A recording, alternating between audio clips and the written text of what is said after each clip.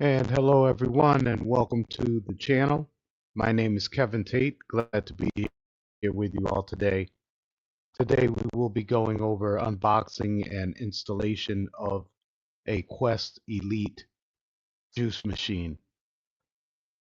This training is provided through Cornelius Core Training, and this should be helpful to a lot of you out there in the field. So I hope you like it. Let me know in comments, and please like, share, and subscribe to the channel if you haven't already. And I hope you enjoy the video.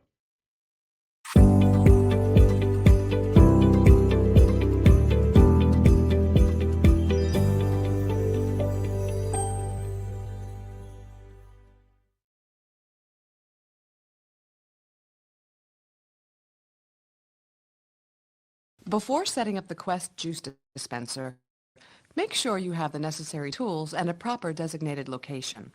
Space required for proper installation should allow for a minimum of 12 inches, 30.48 centimeters, off the top, and at least 4 inches, 10.16 centimeters, off the back. This is to ensure proper airflow for the refrigeration system. The operating weights of the Quest unit are significant. Be sure that the counter you are using is level and strong enough. All Quest dispensers arrive mounted to a wooden pallet. Remove the dispenser box by cutting and removing the straps. Carefully remove the staples, located on all four corners, by prying them out with the large-bladed screwdriver. A pair of pliers may also help with the process.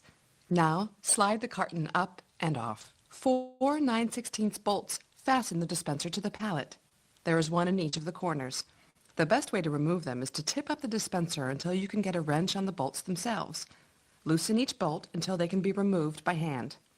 One by one, remove each side. Be careful removing the last one, as the unit may slip off the pallet. Now, the pallet can be removed. Once you have removed the dispenser completely, the empty box and pallet can be discarded. Be aware that help may be needed to lift the dispenser onto the counter since it weighs 120 pounds. Locate the dispenser legs packed inside the refrigeration cabinet.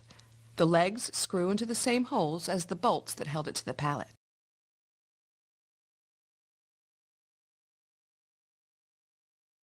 Now let's connect the water line. Remove the dust cap and discard it. Locate the water connection on the back of the dispenser. Be sure to use the fisheye washer provided in the installation kit. Insert the washer inside the elbow fitting, push it in hard, and carefully attach the water line to the back of the unit.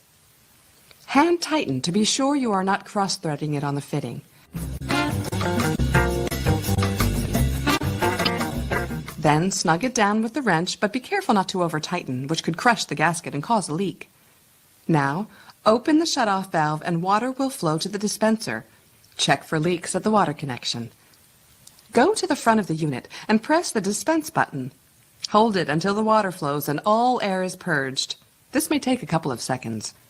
Repeat this on all the valves. Correct and consistent water pressure is very important to the successful operation of this dispenser. The Quest dispenser has an operating range of 30 psi to 80 psi with an optimum pressure of 50 psi flowing at a volume of 3 ounces a second. If you have water pressure issues, especially where you think the pressure is too high, a SureFlow flow control set at 50 psi is available that can be spliced into this line to allow for good and consistent water flow to the dispenser. In this video, I will demonstrate the proper procedure for initially filling the Quest Elite water bath, or on an installed unit, topping off the water bath as part of an annual maintenance procedure. The first thing you want to do when filling the water bath is to open the cabinet and make sure that no concentrate is installed inside. You do not want concentrate to get pumped into the water bath in the base of the unit. The next procedure would be to remove the drip tray and the cup rest and set aside. And then with a screwdriver, remove the 2 retaining screws in the lower left-hand corner and the lower right-hand corner. And then remove the stainless steel front splash panel. Behind the splash panel, two things I want to point out. One is the overflow tube. When the water bath gets filled all the way to the top, whether it's the initial fill or the topping off at an annual maintenance, water will dribble out this tube and dribble into the water into the drip tray. So what we want to do at this point is we want to put the drip tray back in and have that sitting in place, and we want to make sure that there's no concentrate left over in the bottle adapter from prior use. So I suggest just push the button, make sure you got a good flow of plain water coming out. You can do for both sides, make sure everything's flushed out. Set that aside. Now the next thing you want to do is to remove this piece of flexible tubing from its retainer bracket, and in the end of the tube you'll see there's just a simple plastic cap that comes off. It isn't clamped in place or anything.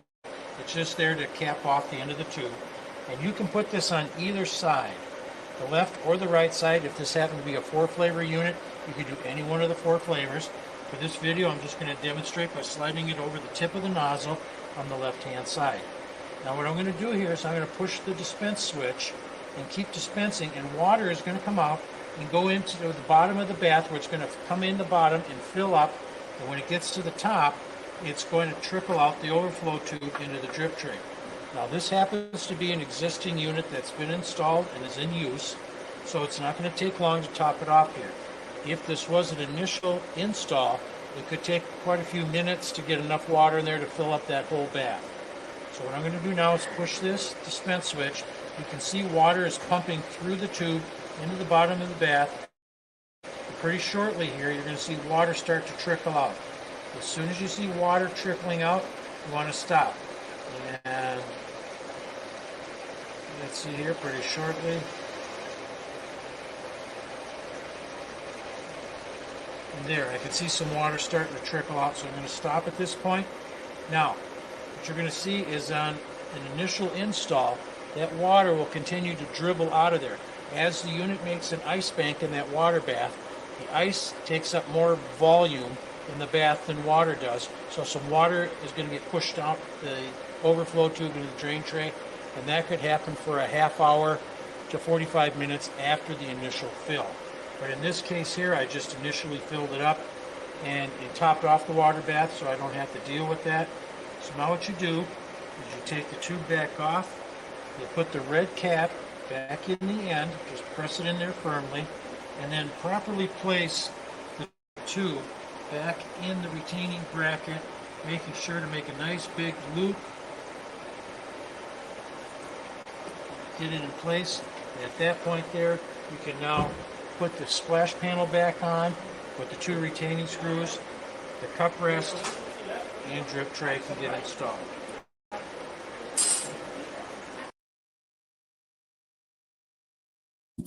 There are 2 types of products that work in the Quest dispenser. The most important point to remember with a frozen concentrate is to make sure that the product is thawed before loading it into the dispenser.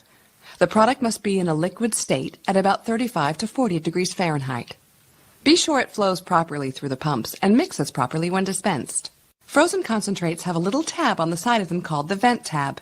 It is extremely important that the vent tab is pulled and the bottle is vented, allowing the concentrate to flow properly. If not properly vented, no air will get into the bottle and it will eventually collapse. If this occurs, you will get a sold out signal even though the bottle is still 3/4 of the way full. The second type of product is a shelf-stable product known as bag-in-box.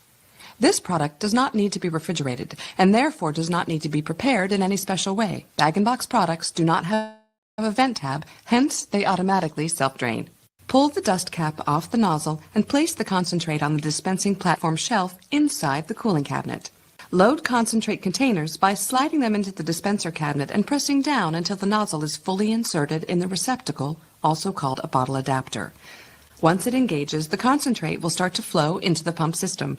Prime each pump by pushing each individual dispense button until you start to see water and concentrate flow through each nozzle. You've purged the line and the concentrate is loaded. Now you're finally ready to do the calibration.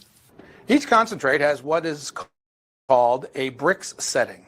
Brix is a percentage scale of the amount of sugar solids in a drink or juice concentrate.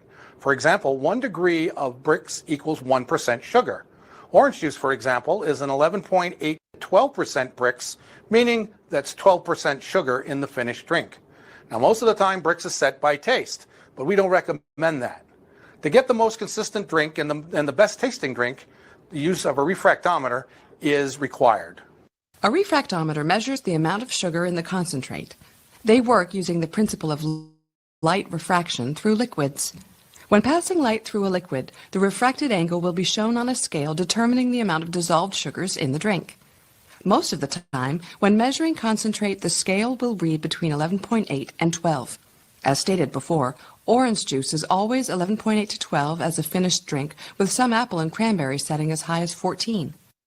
The first step in setting a Brix is to take a flat blade screwdriver and turn the flow control counterclockwise until it stops. This shuts off the water flow to the controls. Now, turn the flow control 2 turns clockwise. You should be fairly close to the 11.8 Brix setting. Next, draw a drink sample from the nozzle.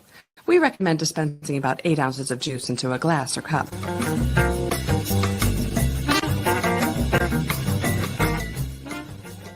Make sure you stir it once or twice, then place a clean straw in the middle of the sample and with your middle finger over the top of it, draw a sample from the cup. Take that sample and put it on the glass or prism of the refractometer. Close the lid and look at the Brix reading inside. If, for example, the Brix reading is high at 14, there is too much concentrate and more water is needed. To make that adjustment, take the flat blade screwdriver and imagine that the flow control is the face of a clock. If you are at 14, turn the dial precisely 3 minutes clockwise. If, for example, the Brix reading is too low and somewhere down at 10, the water needs to be decreased. To decrease the water, turn the control flow dial counterclockwise precisely 2 minutes. Close the door and draw another 8-ounce sample. Stir it and repeat the process. The Quest Juice Unit is equipped with the ability to adjust motor speed RPMs to accommodate low viscosity juice concentrates such as apple and cranberry juice. Due to the range of viscosities and concentrates and the wide range of incoming water pressure to a unit, the need to have more than one fixed RPM is needed to be able to adjust water flow rates to obtain the proper Brix. On Quest units manufactured with R290, you will find located behind the front splash panel an electrical box with 8 dip switches, which are labeled left to right 1 to 8 as shown in the diagram to the right. Each dispense pump motor uses 2 dip switches to select the motor pumping RPMs. On this 2-flavor unit, 1 and 2 are for the left side dispense, and switches 3 and 4 are for the right side dispense. The same 2 dip switch sequence is used for the 4-flavor unit, with 5 and 6 used for the 3rd flavor, and switches 7 and 8 used for the 4th flavor going left to right. By setting the dip switches combinations of up and down positions, you can select the pump motor RPM speed desired.